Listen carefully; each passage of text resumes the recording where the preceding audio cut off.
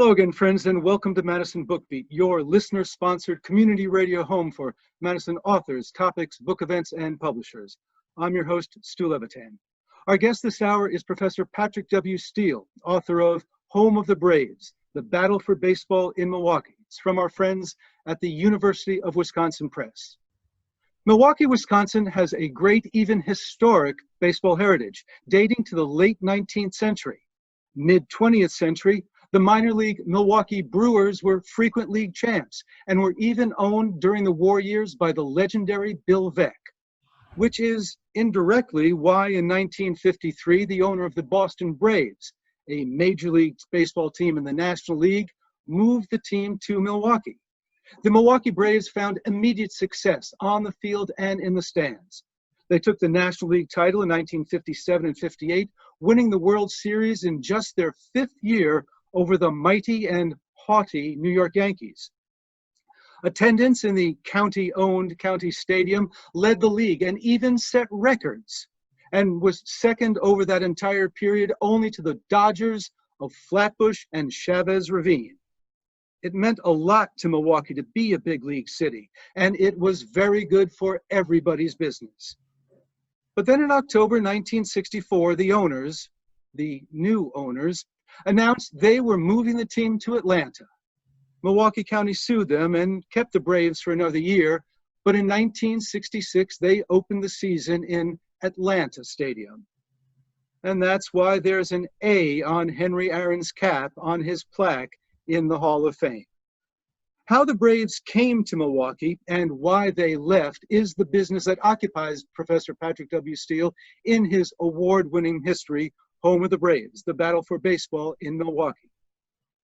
That award is the Gambrinus Prize from the Milwaukee County Historical Society. Fittingly, Gambrinus was, of course, the god of beer.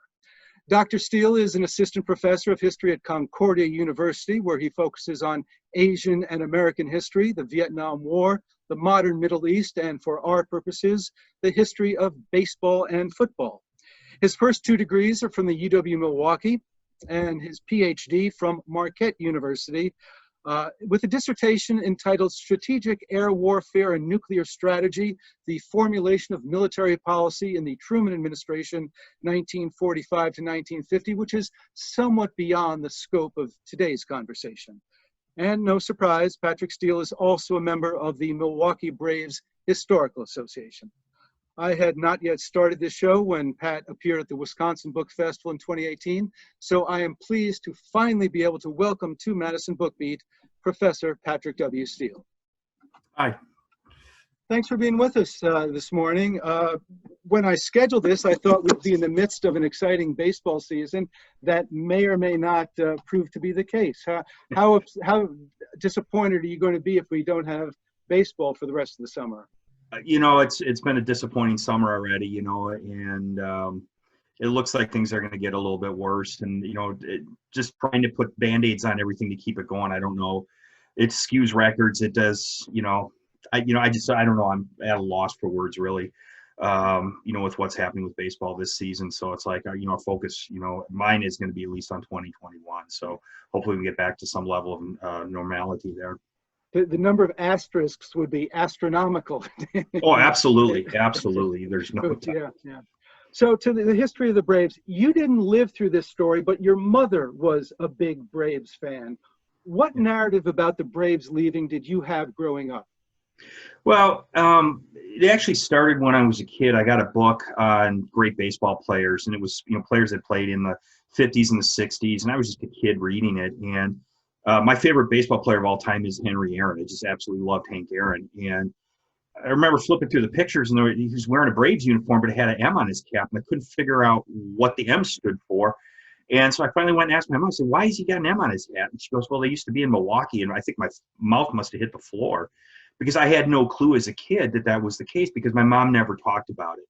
My mom was very angry and upset when they left because she was a diehard fan growing up. They came when she was 10 years old. So she was right at that age where she could remember things. She still remembered going to Borchard Field to see the old Brewers, but she loved going to the Braves games. You know, taking the bus over. I don't know how many times later on she told me the story about her and her friends, you know, taking the county bus over to the stadium, going in for ladies' day at half price and just, enjoying the day. And to this day, my mom still absolutely loves baseball. But she never really got over it. So for me, one of the greatest pleasures actually I got was when the Brewers went into the National League. The first time the Braves actually came back and played a regular season game at County Stadium. I bought tickets to that game in the diamond box seats at County Stadium on the Braves side of the field, so my mom could go out there and boo the team and get it out of her system. But unfortunately for your mom, you saw a great pitcher who was wearing an A on his cap. Yes. Yeah, and it was a great night. It was a lot of fun. In some ways, it allowed a lot of the people in the area to bury the hatchet, but there's still a lot of people that are, angry and upset, with the Braves leaving. And, and again, you can't really do it this year because even games televised, if there are going to be any at Miller Park, we'll just have cardboard cutouts. But, I've been telling people for years, if you watch any broadcast of a Brewers game at Milwaukee, you will find people wearing Braves caps. Somewhere in the stands, you see somebody wearing a Braves shirt. That's still happening all these years later, that there's still a connection to that magical 13 seasons, that we had with that team. So when you went into writing the book, did you have a received wisdom of who was to blame, or was it totally terra incognita? I had absolutely no clue. I mean, the narrative always was greedy owners, and in almost any book that was written by a fan, and again, with all due respect, it was because they grew up, they had that personal connection to it. Me, I felt like I could go into it objectively because I wasn't here when they left. I wasn't a fan of the team. So therefore, I could look at things really objectively and clearly. And I'll be honest with you, I'm sitting in my office here at home. This is the office I did most of the writing in. There are times I just go storming out of my office. My wife would go, "What's going on?" I'm just like, I hate all sides in this. I just hate all sides. I can't stand what the county was doing. I can't stand what the ownership was doing. I don't understand some of the things the fans were, it was like a pox on everybody and just walk away. I hate using the expression perfect storm, but it was a perfect storm for everything to go wrong in that narrow window of time that had any, couple of things change, had Fred Miller lived, had the Steele group had money on the front. I mean, there's all kinds of different narratives where the Braves would still be here. Well, let's work through those narratives and start at the beginning. As 1953 opens, baseball has been static for literally half a century. It's played mainly in the Northeast, but there are big changes afoot. Set the stage and introduce the owners and their stadiums in Boston and St. Louis, and that brand new, never been used, publicly owned stadium in Milwaukee as we get to February and March of 1953. Well, the situation in St. Louis is what kind of triggers everything. The St. Louis Browns own Sportsman's Park.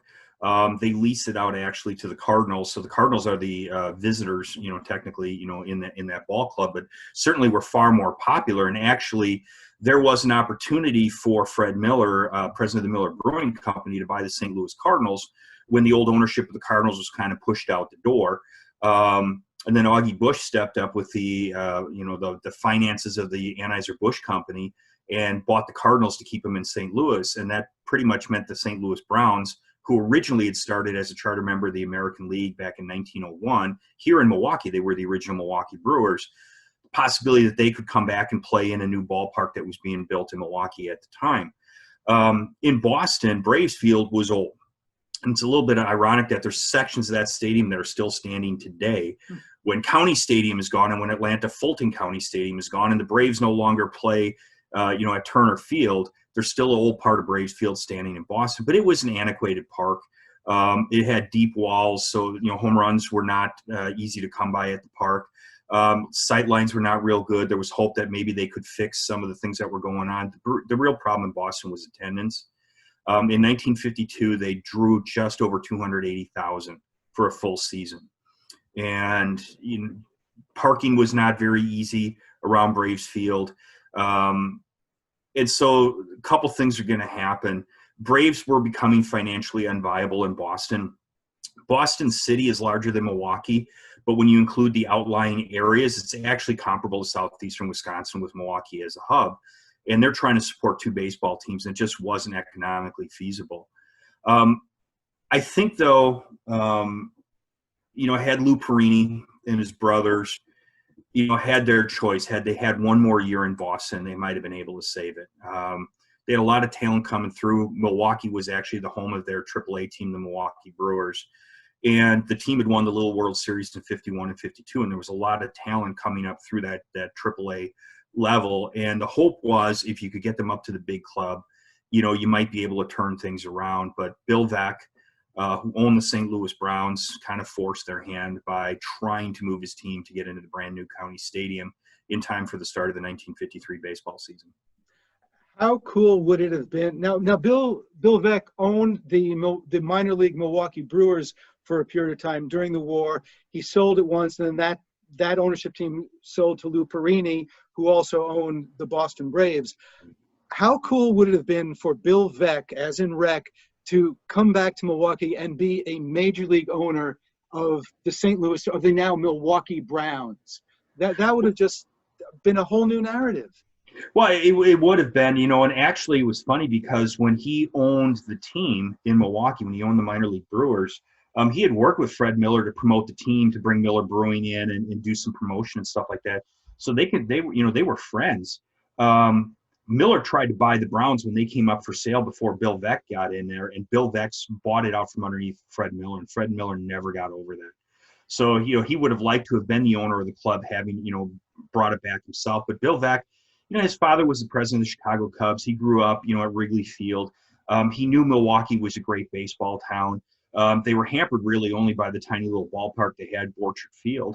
And he's like, if they had a new municipal stadium, either municipal or privately owned, he's like, it would do very well because there are a lot of really good baseball fans in southeastern Wisconsin. And of course, that was proven right when the Braves came in 53.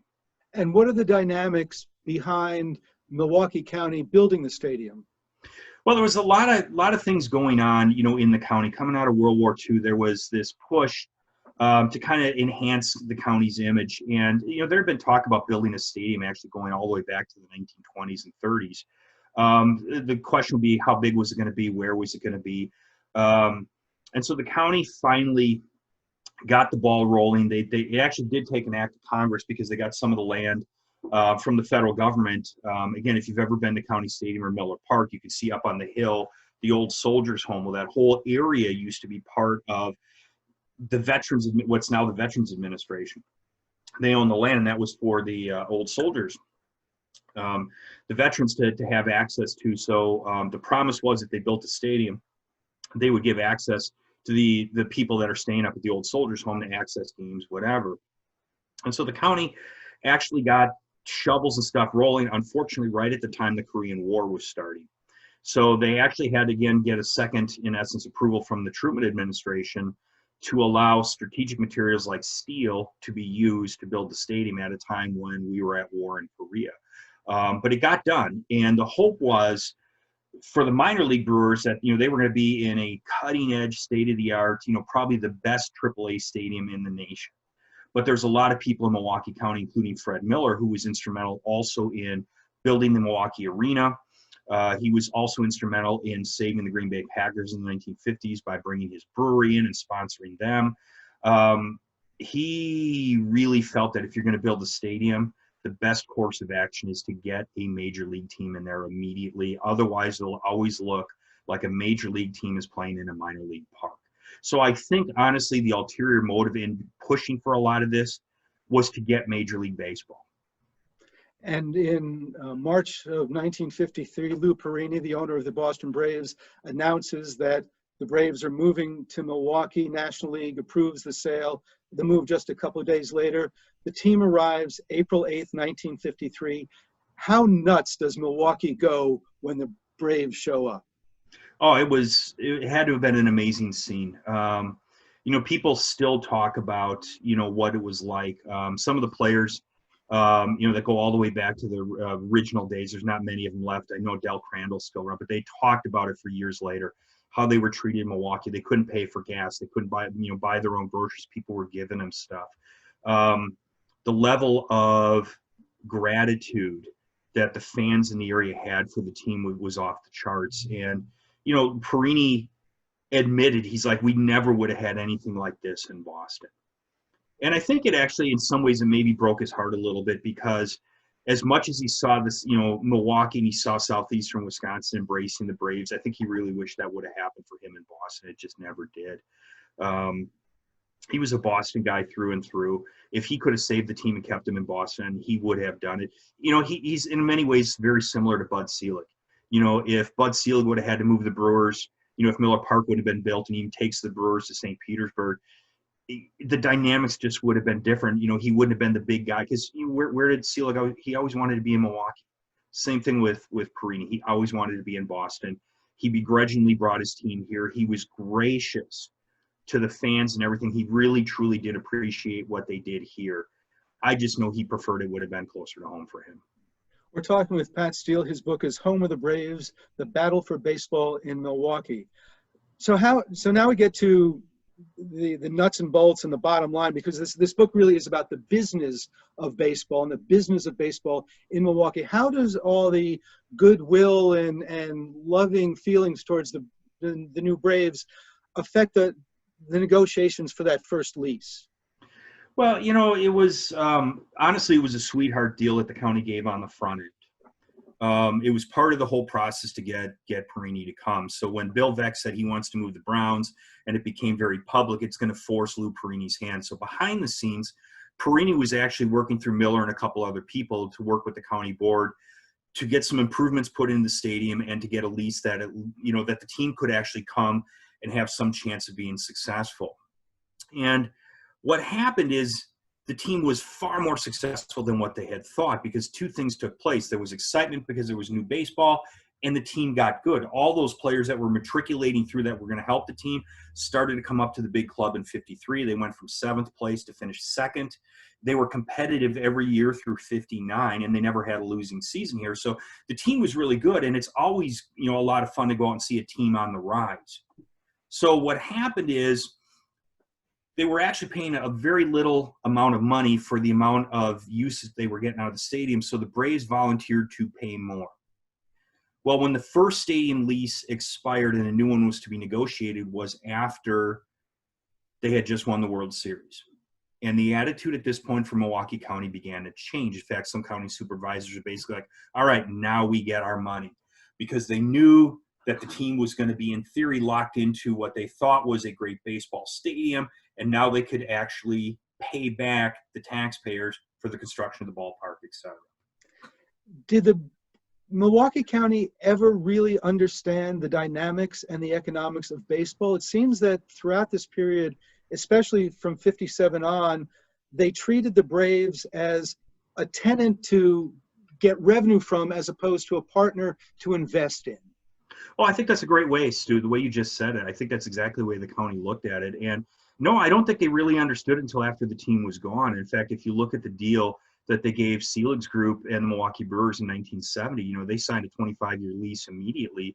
There was no way in 1957 they were going to lock in even 10 years because the county was afraid they were going to miss out on revenue. So, yeah, they did look at it that way. And again, it's kind of a twofold thing. I understand where the county was coming from. They have to look their voters right in the face and say, hey, I'm not subsidizing baseball. We're doing what's in the best interest of the county. But the flip side is you had some people that were on the county board who were looking at, hey, they're playing in a municipal stadium. They ought to be operating as a nonprofit. Well, that doesn't work in Major League Baseball. There's a reason why teams moved. Usually it's because they weren't very good. It's usually because they weren't very popular in the original city they came from. What made the Braves experience different was they were successful when they came. But to keep that level of success up, you need to have scouts, and you need to have people going on. You need to have a very fervent minor league system, and you couldn't do that if you weren't maximizing the revenues made at County Stadium. And the county did things like anytime you wanted to raise the price of a product, so let's say there's a ham shortage and you want to raise the price of a ham sandwich, well, you couldn't just raise the price of County Stadium. You had to go through the county board to do it. If the price of beer went up and you wanted to raise the price, you couldn't just do it. You had to go through the county to get approval to do it. So it was the Braves always felt like they had to go on their knees to the county board and beg for things that they desperately needed.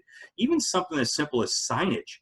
The limited amount of revenue they made back in the 50s off signage on things like scoreboards and stuff, the Braves never got. The county got all the money that was inside the stadium. the Braves were obligated to take care of the parking lots, and they never got a dime of revenue from it. That to me is unconscionable. I mean, how the Braves could have looked at it and said, wait a minute, we're responsible for the parking lot and we don't get any revenue. Yeah. Now, on the good part of that story is that made Milwaukee County Stadium the birthplace of baseball tailgating. Yeah, yeah.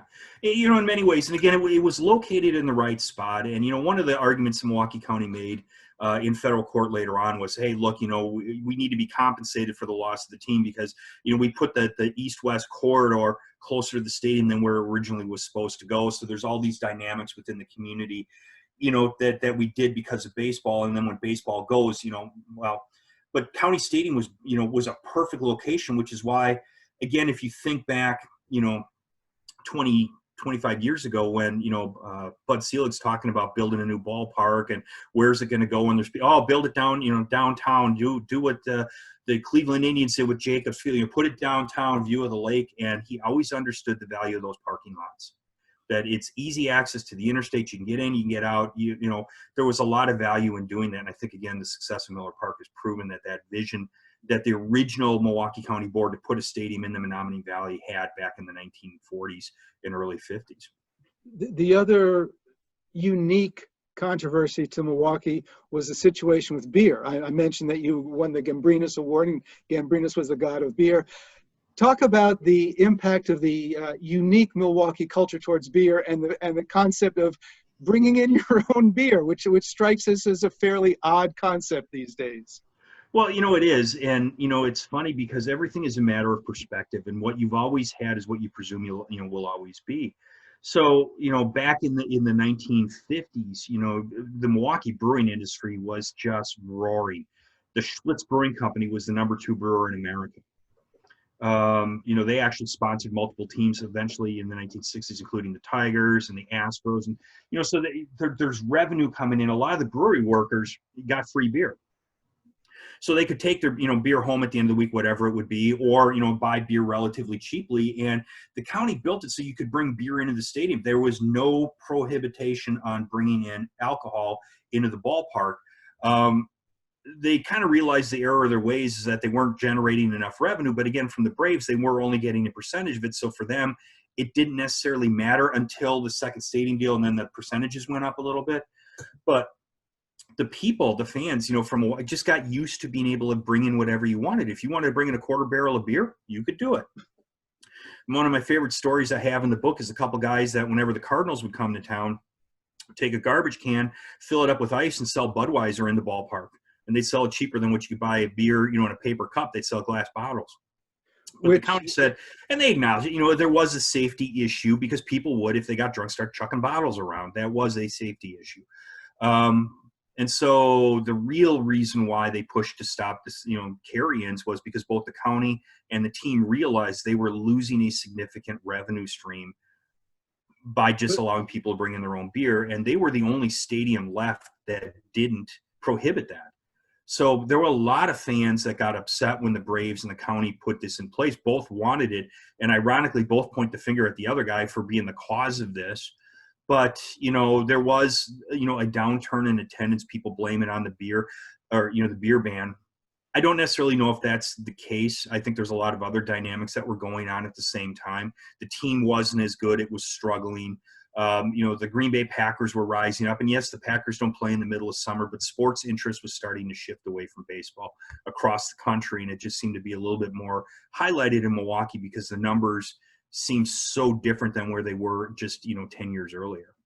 And unfortunately, Mr. Perini had sort of a old-fashioned view towards television. He thought that television had been very bad for attendance in Boston, and so he did not allow televising of the games, which is a way to not build a new fan base. Right. Well, I don't think anybody really in Major League Baseball understood it. It's been said, and I've heard it multiple times, that the dumbest NFL owner is still smarter than the smartest baseball owner because they understood television, they understood the idea of revenue. And ironically, again, you talked about Bill Veeck before. Bill Veeck was one who understood it. And he always said, look, if we're going to have the New York Yankees playing the Cleveland Indians, why are the Yankees making $10,000 a game and, the Indians are only making $1,000? And again, I'm just using raw numbers. But it's like the Yankees couldn't themselves, they have to play another team. So why are we not splitting the revenue on any broadcast? Well, baseball didn't want to do that because they thought it was socialism. They thought Bill Veeck was a terrible person because he's advocating, in essence, a communist approach to, financing baseball, but they missed the element of the competition. So television was not really understood that it could generate interest by those other fans to make them want to go out to the stadium as opposed to stay away. Now, the irony is, when Boston started to televise Braves games at home, now think about this, 1949, 1950, 51, how many televisions were in private homes? Again, you're talking a fraction of the number, right?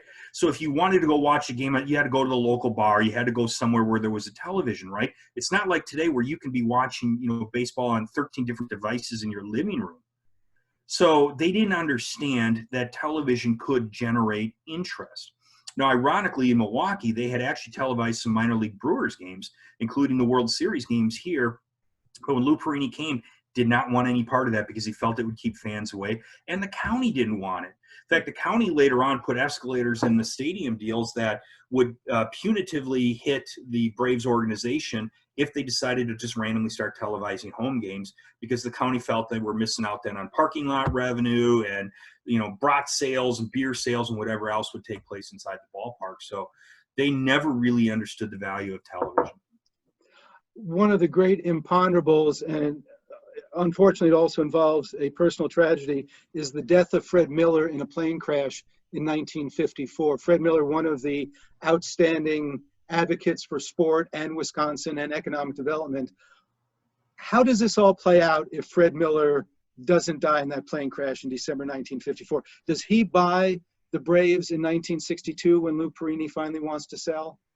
Well, it's funny. The answer really is not clear. And I'll just kind of tell you a real quick side story with this. So when I was writing the book, my son Scott was reading sections of the book. And so he's reading the section that kind of leads up to Miller's death. And he calls me up and he goes, "Hey, Dad, I was just reading this section." He's like, "Why didn't Fred Miller buy the team?"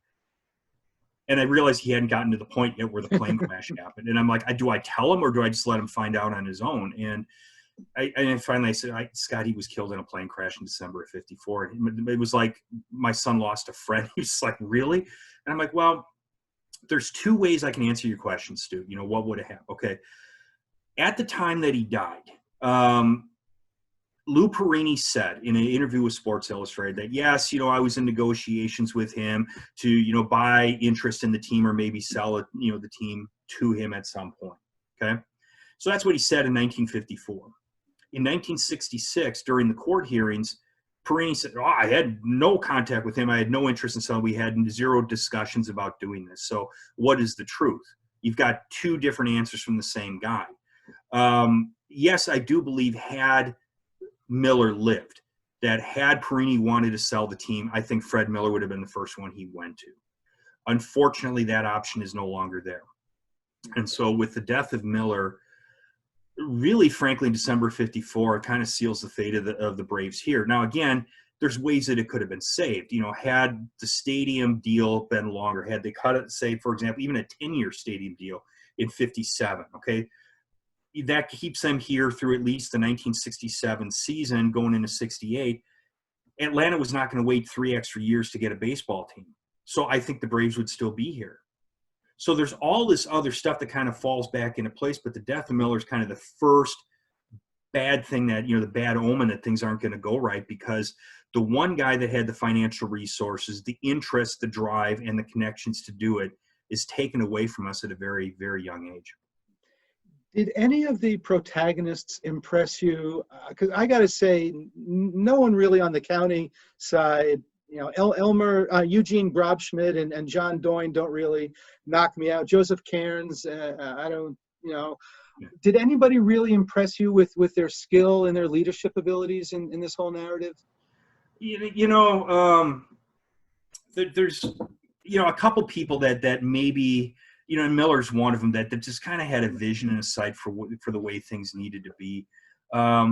Selig, of course, is going to be a later dynamic, and I think he and, Ed Fitzgerald and a couple of those guys, the Eline family, they certainly knew, what needed to be done. But you really have a lot of apathy on the county board at a time when the team needed help. And with the new ownership group that comes in November of '62, again, they're young guys.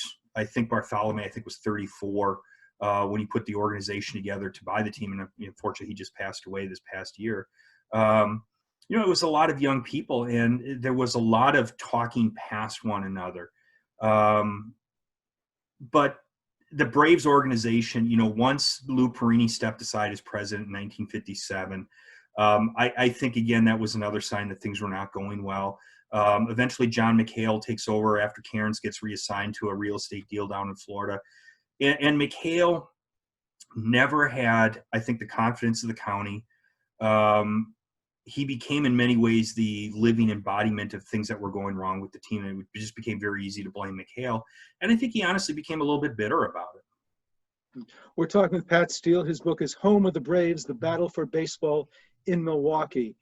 We have this tremendous pinnacle of success in 1957, 2.2 million butts in the seats, record-setting almost every year that they're there those first couple of years.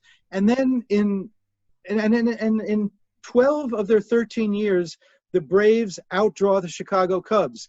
Why did people think Chicago was a better baseball city than Milwaukee?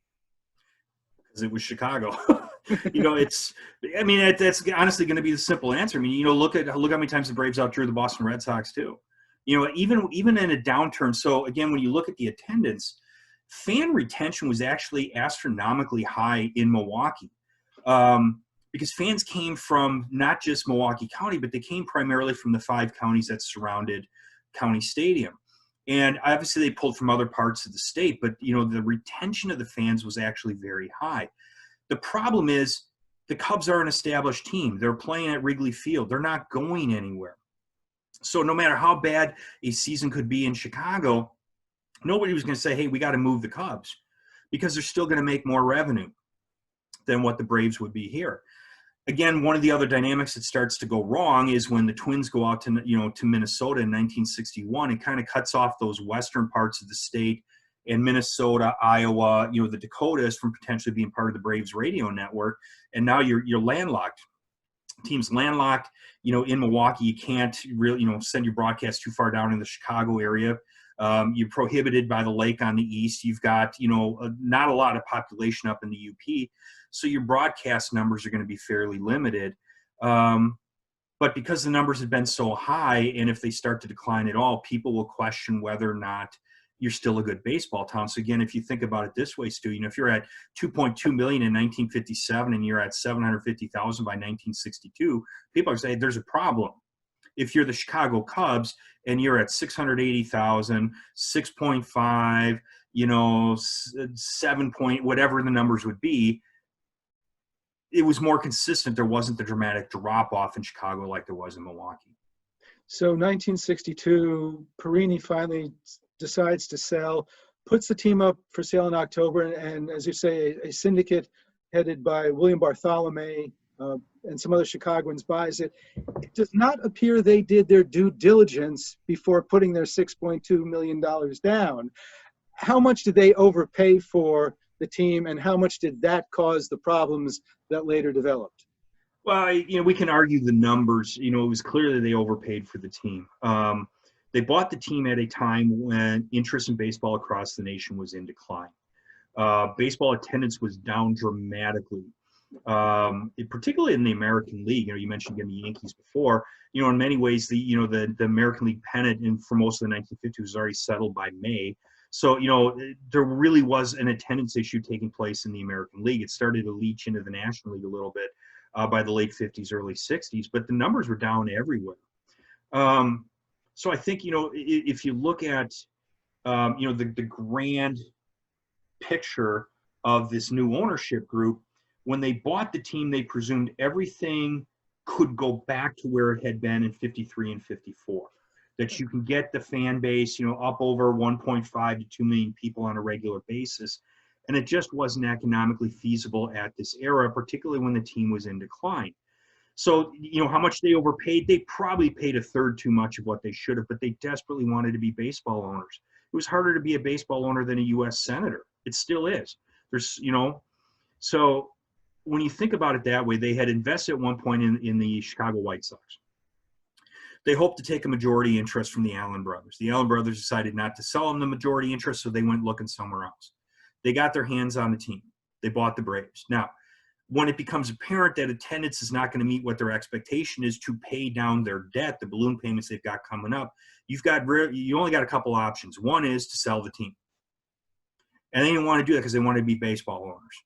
The second thing is move the team somewhere else where the revenue stream is going to be greater, because Milwaukee was already pretty much locked into what it could be. Now, if it would have been a guy like Steele that bought the team that was willing to, in essence, operate at a lower revenue stream, I think the team could have made it here. But the new owners want to own the team. And I've told this story a couple times. I had a chance to interview Bartholomew, and I spent about 2 hours on the phone with him. And, some of the answers I got were, very, very common answers that he's given since the Braves left. But there were a couple of really good insights. And I asked him about that. I said, did you buy the team to move? And his response was, he's like, look, my businesses were in Chicago. My kids are going to school down there. It's like my wife and I had a place in Lake Geneva. To go from Lake Geneva to County Stadium and get up in our box was 40 minutes. He's like, to go see a game down in Atlanta, we had to go to the airport, get on a plane, fly to Atlanta. He's like, it was much easier to, so I honestly believe when they bought the team, the goal was to make it work in Milwaukee. But they realized fairly quickly that the numbers just were not going to be where they needed them to be. If they would have bought the team on a pay scale where they only had to draw $650,000 to $750,000 a year to make ends meet, I think the team would still be here. But they bought it at a time when they expected to make 1.5 to 2 million fans a year, and that just was not going to happen almost anywhere outside of Los Angeles in the middle of the 1960s. So just at this time, as it happens, the capital of the New South, Atlanta, is doing exactly what Milwaukee did 10 years earlier. They are building a stadium on the come to lure a new team in. How early did the possibility of the Braves moving to Atlanta become serious, and how long did the Braves deny it? Well, the first serious allegation that the ownership group was negotiating with Atlanta was already in June and July of 1963. But Stu, one of the things you really have to understand is that when the Braves moved to Milwaukee in 53, it started this massive shift of baseball everywhere where half the teams move. And so every team was rumored to be going somewhere else. In fact, the first time I saw in a newspaper clipping that there was, the idea that the Milwaukee Braves were going to move was 1955. That they were going to go, and the idea that baseball owners have, and I kind of have that little sub-theme in my book where I talk about the Athletics, and it's in there for a reason because I want people to understand how some ownership groups viewed their teams. That they're there, that if I want to move it to Louisville and be there for 2 years, I can always make more fans. Doesn't work, I'll just move them somewhere else. That's how some owners viewed, their team, that they could just simply pack up and go whenever they chose to do so. But, with the Braves, group, their goal shifted to survivability as owners. And so with the rumors that, starting as early as 55, the team was going to move, again, it got serious in 63. I think by early 64, there's open negotiations. And the only reason it's happening with Milwaukee is there were two teams that had deals in place that were supposed to expire by 65. One was the Cleveland Indians. The other was the Milwaukee Braves. So again, had the county been far-sighted enough to do a 10 or a 15-year stadium lease, the Milwaukee Braves would still be here because Atlanta would have gone after the Indians hard. But they didn't.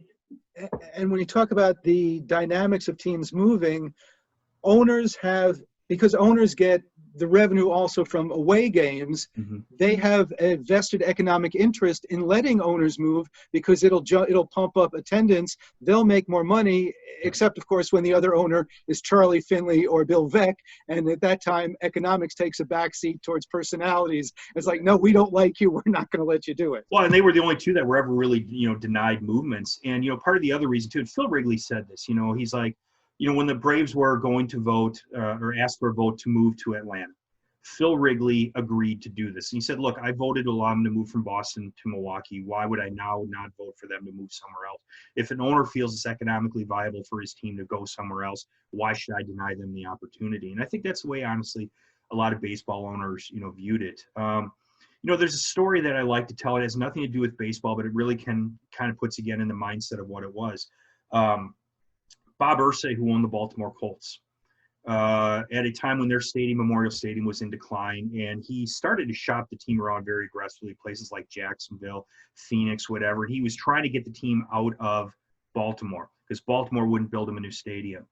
And he came back and gave this very famous press conference, and he was drunk, and it's very apparent that his drinking problem that he had, which was public knowledge, really kind of came to fruition at this press conference. He could barely walk through the door, but he had a moment of lucidity where he basically looked at all the reporters asking the questions about moving his team, and he said, look, this isn't your team.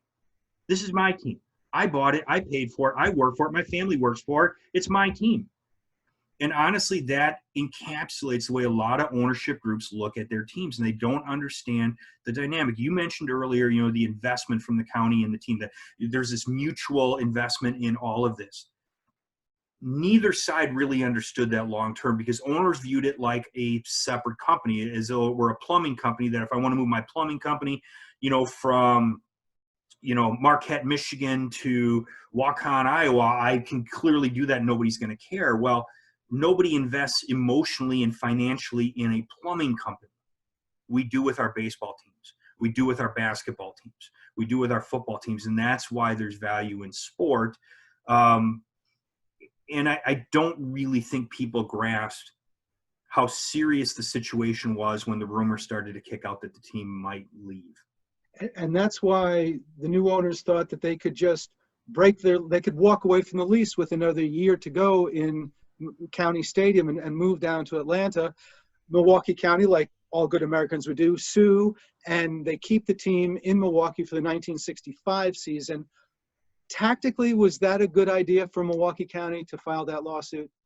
Well, clearly not, because, here you have the number 2 drawing team, region in baseball for 13 seasons, gets bypassed over for expansion by cities like San Diego, Montreal, and Seattle. And I believe that had Milwaukee County played ball on the front end, we probably would have got a team much sooner than what we did. And the business community was actually divided. There's 2 ways to look at it. If you make them stay and you have great turnout of fans, you can prove that Milwaukee County is still a great area for baseball. Again, they drew that last year just over 550,000 people. When it was a lame duck year, everybody knew the team was leaving. Look at the Braves attendance 10 years after that. In Atlanta, they drew less than that when everybody knew they weren't going anywhere. So attendance alone wasn't the only factor. However, there's all these other dynamics that kind of filter into how we view this. What was that 1965 season like? Did you ever talk to your mom about what the emotions of going to a game under those settings and those conditions were? Yeah, there was a lot of people that went out there to enjoy it for one last time, and it was upsetting because even something as simple as, if you went and bought a yearbook, the Braves yearbook in 1965 does not say Milwaukee on it. If you went to the ballpark, particularly later in the year, you could not buy a cap, blue cap with the red bill and a white M on it. You could get one with an A on it, though. So there was that's harsh. That's it was a little bit vicious too. And when the team looked like they were going to do really well and might actually have a chance to go to the World Series, there was speculation that the Braves ownership did not want to sell tickets in the Milwaukee area because they felt fans were conducting a boycott. They weren't. They're just like, why am I going to get emotionally invested in somebody that's leaving at the end of the year? So, what was the best course of action? Kind of filter back to what your previous question was. I think that if you let them go and you bank on the goodwill that you've invested over the last last 13 seasons, you could probably say we're in a good spot to go. If you make them stay, there's a possibility that maybe this stay will be extended and the team will be here in perpetuity. The business community understood the financial risks of letting the team simply walk, but the hope was they could get somebody else. The county never really understood that, and their instinct was to sue and make them stay. And I think clearly history's proven that approach was probably wrong. What was the ultimate economics for both the Brewers and the county? How much did the Braves lose that last lease those last 3 years? And what was the economic impact to Milwaukee County of the Braves leaving? Oh, it was, again, the revenue that Milwaukee County was making over the years was in decline as fan attendance went down. Now, there was a big push to save the Braves in '64. Pumped attendance back up to about 900,000. But you didn't have the same impact, in the bars in and around, County Stadium. You didn't have the same impact of hotels that you did in the early 1950s when people would travel here and spend a week and go to games. My dad grew up in western Wisconsin, out in Sparta. And, he talked about a couple of times where they would, get in the car and they would go to Milwaukee for a weekend and catch a couple Braves games.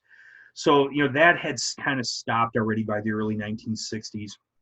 And so that revenue was probably not going to come back. What happened was the county made such little money because attendance was down. I think they made in '64, they made just over $350,000, total revenue off of counties, not including parking, but just that the Braves said, hey, look, we'll cut you a check for $500,000. You don't have to do a thing. Just let us go. $500,000. We walk away. We go to Atlanta. The county said no.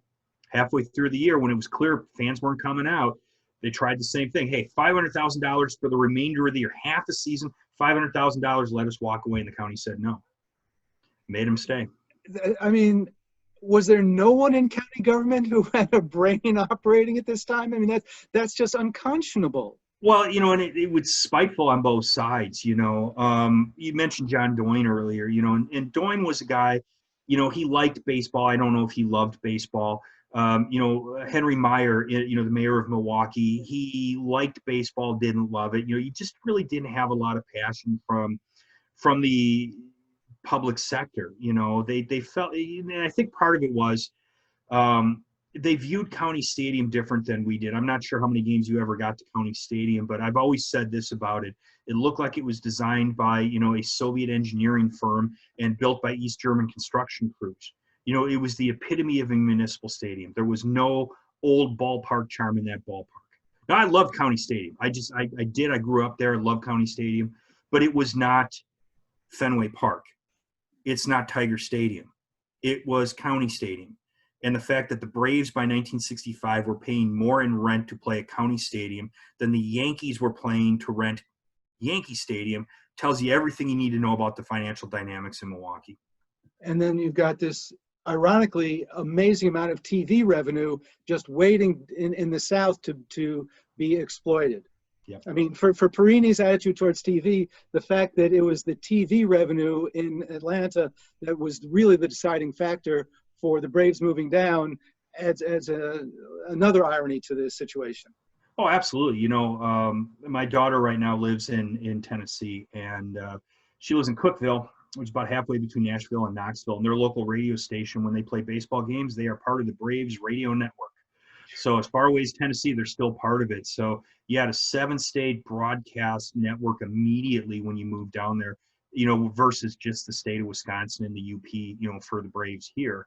You might have a station or two in Iowa, but, the Twins have taken up a lot of that. So the revenue streams are just not the same. Schlitz offers $500,000 to $600,000, for broadcast rights, and, Coca-Cola throws their money in, and it could be up to $5 million. Well, anybody who owns a club, you do basic math, you're going to look at the offer you got in Atlanta and realize you can make more money playing in an empty stadium than you could in Milwaukee County Stadium with, a packed house. So financially, I understand why they did what they did. And in many ways, I feel their hands were pushed by the county, by some of the other circumstances that were taking place. There's a line in a Grateful Dead song, maybe you had too much too soon. Were Milwaukee Braves fans spoiled by that immediate success? I mean, World Series champs in your fifth year, back-to-back pennants, a playoff in their 6th year. Did we get too much too soon? Did they get too much too soon? Oh, yeah, absolutely. I think that's, this is a very succinct way to put it. In fact, Lou Perini said the same thing too. When, the Brewers came from Seattle to Milwaukee, we're in the American League, and he used to go to Red Sox games, and there's a great exchange he had with an old Milwaukee sports reporter who was out there seeing the Brewers. And that's exactly what Perini said. He's like, with the Braves, it just came too easy, and I've said this, if you look at the numbers and reverse them, so start with 550,000 and work your way up the other way, Braves would still be here. because you say, okay, 550,000 was a terrible year in Milwaukee, but it was almost double what they had the year before, in Boston. So if you said, hey, you can go to Milwaukee and double your attendance, that would have been a success, right? And then go up from there. So everything is seen in that perspective. The problem that Milwaukee had was that when the new ownership group bought the team, interest in baseball was down. Now, had the team come and struggled for a while, say they don't go to the World Series in 57, say they don't go till 61 or 62. Again, same thing. I think the Braves are still here because the attendance numbers would have been far more realistic. If you looked at, okay, so attendance is going to be somewhere between 700,000 and 1 million. Now you know what to pay for the team when you buy it for Lou Perini based off attendance numbers like that on an average year. When the team moves, there's an automatic spike up of interest, and because the team got good, that number stayed high and kept climbing because it's a lot of fun to be a fan of a team on the rise. It's much harder to be a fan of a team that finishes in third place when you fell from first. And that started to be what happened. As the Braves declined, fan interest kind of went somewhere else. So, yeah, I think the fans were spoiled. Are there villains in this narrative, or just people who didn't rise to the occasion and do all they could or should have done? Well, in the email exchange that we had, one of the questions I asked you, and it's one I ask everybody, is who's the bad guy in the story? Because you can point the finger at almost anybody and at any point say, okay, here's where it all went wrong. I've had people say, well, it was Lou Perini, because he was, held his cards close to his chest, didn't really embrace, the Milwaukee idea had he done something more. Others will argue the Milwaukee County Board. Some will argue the new ownership group. Some will argue the fans. I do think there's a lot of villains that are here. The problem is all the villains felt that they were on the right side of history.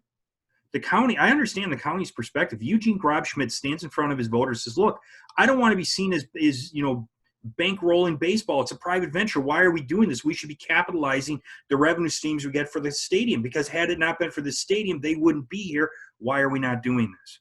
I get that. I get that perspective. But I get the owner's perspective too, is that, look, we got to maximize revenue we're making.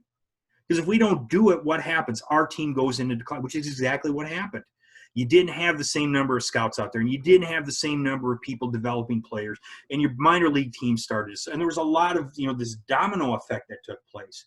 And the fact that you didn't have on the front end a local ownership group that was in position immediately. Now, again, it's not really their fault because they didn't know the team was going to come up for sale because it happened so quickly, but had they been in a position, had Teams Incorporated or the Milwaukee Brewers Baseball Club Incorporated, which was founded in 65, been in a position to buy the team immediately, maybe the team is here. But it's just, like I said, there's times I walked away and just said a pox on every side. This is just, there was no good that was going to come out of this. It was the perfect storm of just crap to happen for this franchise. I think of all the things that could have been. I think there's a line from Robert Burns of all the words of voice and pen, the saddest are it might have been. Mm-hmm. And to think of Henry Aaron spending his career in Milwaukee, the greatest slugger in the history of baseball, spending his career and his life and his community investment in Milwaukee. He loved it here. I mean, think about that. Oh, I know, and I kind of close out the book and I have, a couple of my thoughts. And I said, maybe in the end, it's okay that they're here because it allows us to have this magical moment in time where things just seem simpler, and you get the image of the crisp uniforms that they had and then the color of the caps running out on the field. And, you never got to see them being a terrible team in the 1970s and those crappy polyester uniforms and the powder blue color they wore. I mean, it's just, there's a lot of things you missed out. And so maybe there's that level of nostalgia that allows us to look back and say that same thing, what might have been had they stayed. How would baseball be different? What would Miller Park look like had Fred Miller lived? There's just all these other questions that we're not able to answer. And then unfortunately, when the Brewers came in, there was a lot of people that never really came. I still know people who have not gone to a Brewers game because they're like, well, the Braves left. Well, Brewers have been here for 50 years. Why are you not going to a baseball game? Well, I got my heart hurt when the Braves. Well, okay, you're depriving yourself of the opportunity to see baseball, to enjoy it, So, but there's still lingering resentment over the team. And again, I've said it this way too. You know, I don't understand it because I wasn't alive. You know, we came close to losing the Bucks back in the 80s, you know, when the Pettit family stepped up and helped build the Bradley Center. You know, we came close to losing the Bucks again before the Five-Star Forum was coming up. We came close to losing the Brewers before, you know, Miller Park was built. You know, maybe the closest thing I could say, can you imagine if the Green Bay Packers left? And, you know, you turn on the TV one day